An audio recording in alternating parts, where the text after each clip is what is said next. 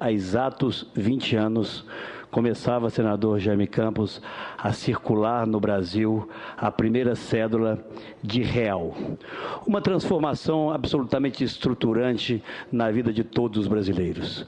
O maior, sem dúvida alguma, o maior programa de distribuição de renda da nossa contemporaneidade, porque ela privou do perverso imposto inflacionário dezenas de milhões de brasileiros que conviviam aquele tempo, e fico apenas no período, ilustre senador Requião, pré-assunção, pré-posse do presidente Fernando Henrique, de 916% ao ano. Esse era o índice do IPCA quando o presidente Fernando Henrique assume a presidência da República. 8 anos se passaram, a inflação veio ano a ano sendo reduzida, a credibilidade do país sendo recuperada e outras reformas estruturantes sendo efetivadas. Sejam as privatizações de setores como de telecomunicações, como a da Embraer, como a siderurgia, essenciais à busca da modernidade ou da inclusão do Brasil nas cadeias globais, mundo afora, e depois a lei de responsabilidade fiscal, outro marco absolutamente fundamental na administração pública brasileira. Todas essas medidas feitas com esforço do governo do PSDB, com extraordinário apoio da sociedade brasileira, não foram conquistas fáceis, porque nós encontramos ali, em todas elas, presidente José Sarney, Vossa Excelência certamente se lembrará, e como se lembrará disso, a oposição ferrenha do Partido dos Trabalhadores, seja em relação ao Plano Real, seja em relação à Lei de Responsabilidade Fiscal, recorrendo, inclusive, vejam vocês, ao Supremo Tribunal Federal, senador Jaime, para buscar inviabilizá-la. Mas, pois bem, a história está escrita, como sabe disso o presidente Sarney. Ninguém vai reescrevê-la. Nós podemos consultá-la e interpretá-la.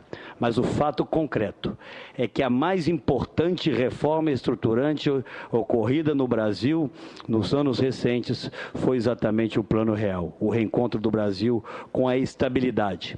E isso foi possível porque nós vivíamos num regime democrático. E faço aqui um registro, até por oportuno, sobre a responsabilidade que teve, num instante ainda de incertezas da vida nacional, o presidente que assume a presidência da República na ausência do presidente Tancredo Neves. Vossa Excelência, presidente Sarney, fica aqui esse registro. Foi o condutor do Brasil rumo à consolidação das suas instituições democráticas e à convivência com as liberdades, sobretudo a liberdade de imprensa, hoje ainda que veladamente ameaçada. Mas venho a essa tribuna para fazer esse registro, porque foi com a coragem e competência daqueles que governavam o Brasil naquele instante que o Brasil criou as condições para implementar outras importantes reformas.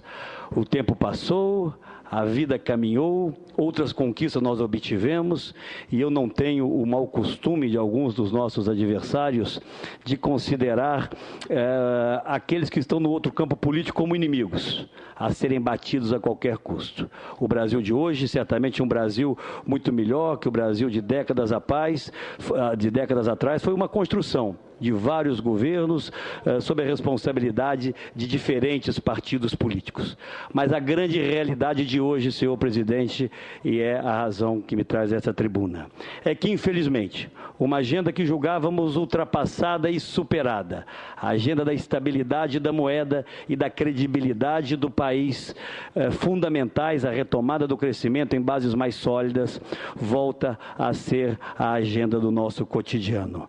Novamente, a inflação volta a atormentar a vida dos brasileiros, sempre rondando o teto da meta, mesmo com preços controlados na área de energia, de combustíveis e de transportes públicos.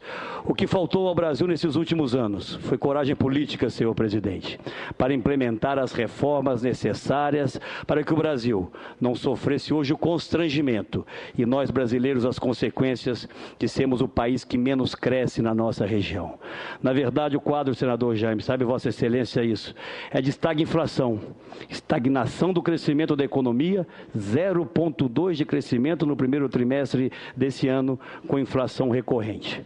Mais do que nunca, os brasileiros, senador Requião, terão oportunidade, dentro de exatos 3 meses, escolher que caminho querem seguir. Ou a recuperação da capacidade de implementar reformas esquecidas e abandonadas ao longo dessa última década, para que o Brasil possa efetivamente reencontrar o caminho do crescimento e, a partir daí, da melhoria dos seus indicadores sociais, ou simplesmente a manutenção dessa perversa maquiagem fiscal e, a partir dela, a desorganização do Estado brasileiro, como jamais visto aparelhamento da máquina pública em toda a nossa história. Fica, portanto, aqui um registro de cumprimento àqueles que tiveram a coragem política lá atrás de acreditar naquele plano econômico. E aqui a minha homenagem àquele que exatamente dessa tribuna que falo hoje nos fez companhia por muitos anos, um período mais remoto, mas por 6 meses em período mais recente.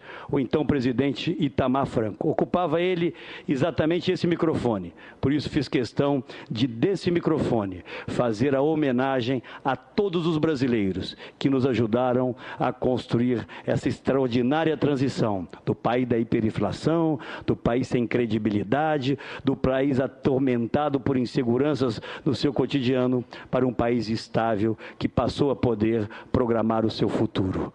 Hoje, infelizmente, senhor presidente, os desafios voltam a ser aqueles, em parte, que nós vivemos há cerca de 20 anos atrás.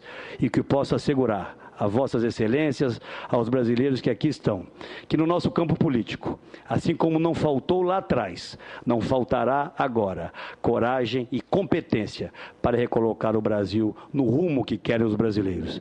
Eu quero e tenho esse sonho, como cada um de nós tem os seus, de ver dentro de muito pouco tempo, senhor presidente, no Brasil, reconciliada a ética e a eficiência, pressupostos fundamentais para que o Brasil possa se reencontrar definitivamente com cada brasileiro. Fica, portanto, o registro de cumprimentos ao presidente Itamar Franco, de reconhecimento ao papel histórico do presidente José Sarney, e também o meu cumprimento, porque não poderia deixar de ser, ao grande homem público e grande presidente Fernando Henrique Cardoso, timoneiro dessa transição.